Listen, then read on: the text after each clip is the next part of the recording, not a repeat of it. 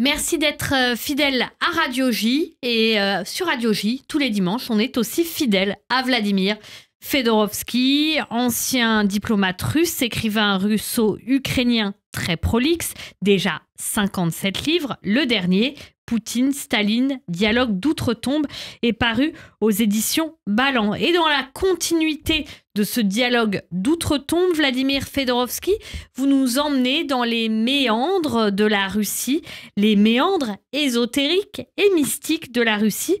Et aujourd'hui, alors là c'est vraiment énigmatique, Andropov et les extraterrestres. Les extraterrestres. Andropov, je tiens à vous dire, c'est un dirigeant qui est un peu oublié aujourd'hui. Mais tout d'abord, je tiens à vous dire qu'avec ses origines juives, c'est le seul dirigeant de Kremlin qui était au sommet du Kremlin, mais d'origine juive. Ça, c'est assez important pour cette radio. Et d'autre part, c'est quelqu'un qui a pris une décision absolument inattendue. C'est lui qui est à l'origine de Gorbatchev, c'est lui qui a essayé de faire les réformes, mais il a créé, quand il était pendant longtemps le chef du KGB, avant de devenir le chef du Kremlin, et quand il est le chef du KGB, pendant longtemps, les gens ont été réticents, mais sous l'influence des astronautes, des cosmonautes russes, il a créé tout un département qui a répertorié d'une manière absolument très précise tous les phénomènes de contact avec les civilisations venues d'ailleurs, et il était absolument persuadé qu'il faut le prendre au sérieux. Simplement, au fait, c'était un département qui prenait au fait tous les phénomènes inexplicables, il disait, qui existaient sur la Terre. Et Dieu sait que plus le temps passe, moins il y a de phénomènes inexplicables. Plus de temps passe qu'il y a de phénomènes, mais il y avait à la fois chez les Américains et chez les Russes le département qui fonctionnait bien. Je me demande, est-ce que c'est l'influence d'ailleurs du fait qu'à l'époque, il y avait des tops de la CIA qui ont signalé que les Américains travaillent sur les extraterrestres d'une manière absolument pointue, et après, il a répertorié ça. J'ai vu ce dossier, ça m'a frappé, parce que il y avait vraiment plusieurs centaines, plus de 400 phénomènes qui décrits d'une manière pointue, quand il y avait des signes de contact avec les autres civilisations, surtout un phénomène qui... Est-ce que cette course, c'était dû à la guerre froide, c'est-à-dire à une sorte de concurrence, ou alors est-ce qu'il y croyait vraiment? Vous savez, je ne crois pas qu'il y croyait. C'était quelqu'un de tout à fait rationnel, mais vous avez pointé quelque chose de réel.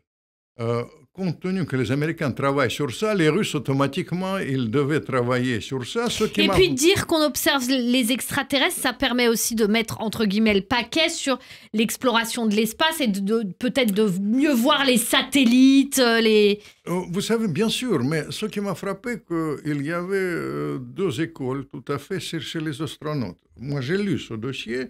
Ça m'a frappé que les gens les plus enthousiastes envers l'utilisation de ça, c'était les grands astronautes, les grands cosmonautes soviétiques qui prenaient ça absolument au sérieux, qui décrivaient dans les voyages de l'espace, il y a les gens qui s'approchent, il y a les choses tout à fait... Mais vous avez raison que pour eux aussi, dans les deux cas, ils craignaient que c'est l'adversaire qui fait les armes absolument inattendues, et peut-être ce n'est pas les extraterrestres, mais c'est simplement des satellites d'armement, etc. Cela dit, par exemple, il y a un phénomène assez étonnant, absolument inexplicable, et les gens tout à fait sérieux, les grands scientifiques, ils décrivent ça dans la région de Petrozavodsk. Il dit qu'il y a les apparitions des autres civilisations qui nous arrivent, qui nous suivent, etc. Troisième chose, vous savez, pendant les guerres, notamment les guerres de 6 jours, vous comprenez, les Russes, à la fois les Américains, ils ont pointé les choses inexplicables quand les gens suivaient ça de près. quand il y avait des grandes crises internationales qui ont frappé, notamment la crise de Cuba, encore une fois, les extraterrestres se rapprochent, etc. Pour ma part, j'ai un côté plutôt rationnel, j'étais sceptique, je racontais ça. Ça avait une utilité politique, peut-être. Ça fait peut-être une utilité politique, mais une utilité de la politique plutôt internationale. Dans ce département, au KGB, on l'appelait ça département du diable, parce qu'il y a les affaires un peu bizarres, et ça, c'est beaucoup plus terre à terre. Ils ont réuni les gens qui ont les dons assez exceptionnels pour, vous savez, influencer les choses en distance. Et au KGB, ils ont travaillé pour essayer d'avoir, il y avait des gens qui pouvaient lire à distance, d'avoir les prédictions à distance. Ce qui est incontestable, qu'il y avait plusieurs dizaines de personnages qui ont été répertoriés par le KGB, qui les ont utilisés dans les affaires criminelles. Par exemple, ils déterminaient les gens disparus, les grands criminels qui ont disparu, il fallait les retrouver.